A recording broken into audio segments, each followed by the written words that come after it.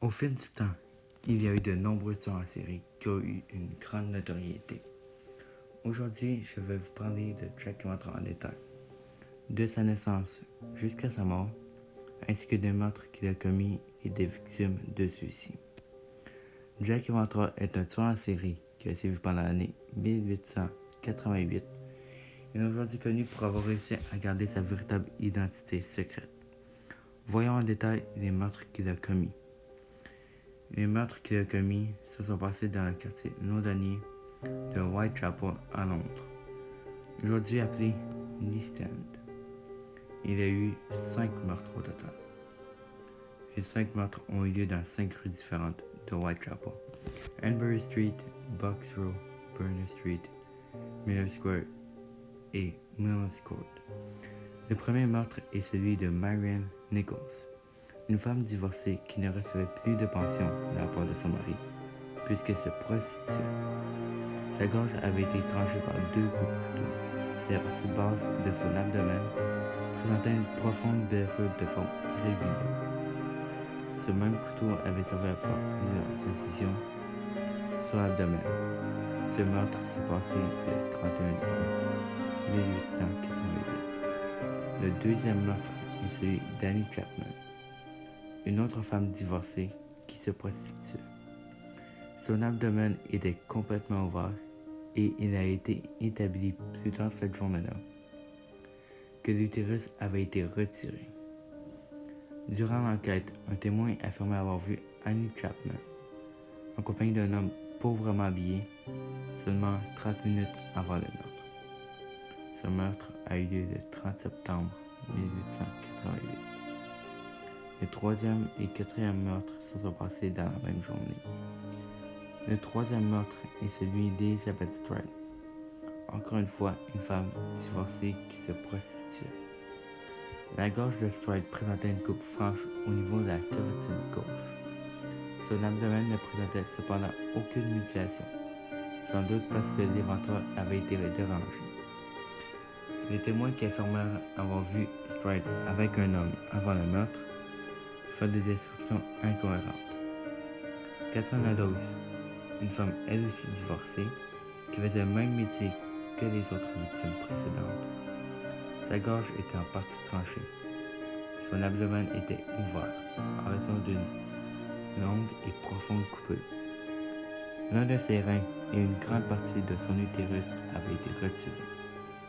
Le meurtre de Catherine Eddowes a eu lieu à Miller Square et celui d'Elizabeth Stride a eu lieu dans Berners Street. Le dernier meurtre est celui de Mary Jane Kelly, une femme qui présentait les mêmes caractéristiques que les autres victimes sur le plan du travail et du statut matrimonial. Sa gorge avait été tranchée jusqu'à la colonne vertébrale et l'abdomen avait presque entièrement été éviscéré et son cœur avait été retiré.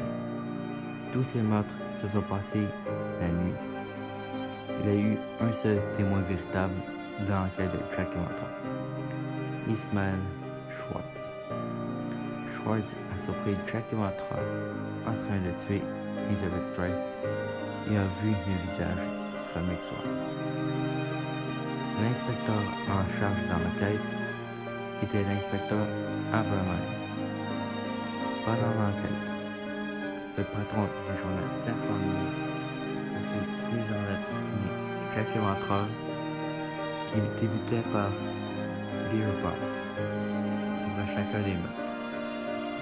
Ces lettres ont supposément été écrites par Jack Revenant puisque personne d'autre que les officiers en charge de l'enquête et Jack Revenant pouvaient avoir su les détails concernant les meurtres et les victimes. Ce qui est renforcé par le fait que le patron du Central News recevait toujours ces lettres le matin avant que l'on ne découvre le corps. En raison de l'horribilité des meurtres, la presse suivit de près l'enquête, car les gens étaient très intéressés par les meurtres et qu'il n'y avait pas de loi permettant interdisant aux journalistes de s'approcher de la scène de crime et de prendre des photos. À cette époque, il n'y avait pas de loi empêchant les policiers de donner des informations sur les meurtres, ce qui permit aux journalistes d'obtenir des informations sur les meurtres.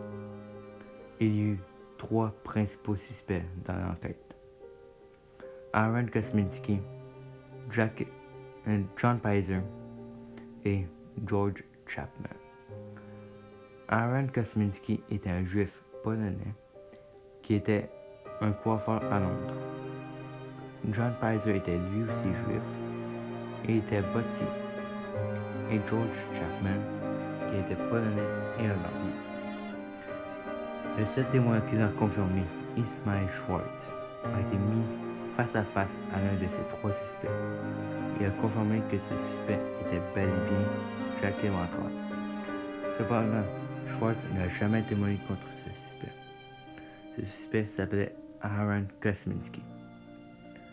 Aaron Kosminski a vécu une vie misérable. Né dans le village de Klodawa le 11 septembre 1865, son père meurt quand Aaron a 9 ans et il est aussi le plus jeune de sa famille. Plusieurs de ses frères et sœurs emménagent à Londres et en 1882, il émigre en Angleterre avec sa sœur, sa mère et ses 2 frères pour fuir les pogroms en Russie. Il devient ensuite barbier dans le quartier londonien de Whitechapel. L'une des prouesses qu'il a réussi en tant qu'inventeur est d'avoir tué Elizabeth Strand alors que le policier patrouillait près de l'endroit où il était, mais qui s'est arrêté juste avant le coin où les voitures tuaient une femme et d'avoir tué Catherine Eddowes à l'autre bout de la rue quand ils ont découvert le corps d'Elizabeth Strand. Puis elle s'est enfuie sans se faire attraper par un policier. Une autre de ses prouesses est d'avoir tué 5 femmes sans que quelqu'un le surprenne et court chercher un policier qui patrouille dans le coin. La raison pour laquelle Ismail Schwartz n'a pas témoigné contre Jack Léventreur est sombre. Mais selon un membre important de la police métropolitaine de Londres de l'époque, il n'avait pas voulu être la mort de la cause d'un autre juif. Aaron Kosminski s'est fait interner à plusieurs asiles pendant les années 1890 par sa famille, puisqu'il avait plusieurs crises, dont l'une d'elles où il aurait menacé sa belle-sœur avec un couteau. Les docteurs des asiles n'ont pas été capables de découvrir quelle maladie mentale il avait, puisqu'elle n'était pas connue à l'époque. Aujourd'hui, nous pouvons dire qu'il souffrait de schizophrénie. Aaron Kosminski mourut en 1919 à l'asile de Leavesden. Il fut enterré au East Ham Jewish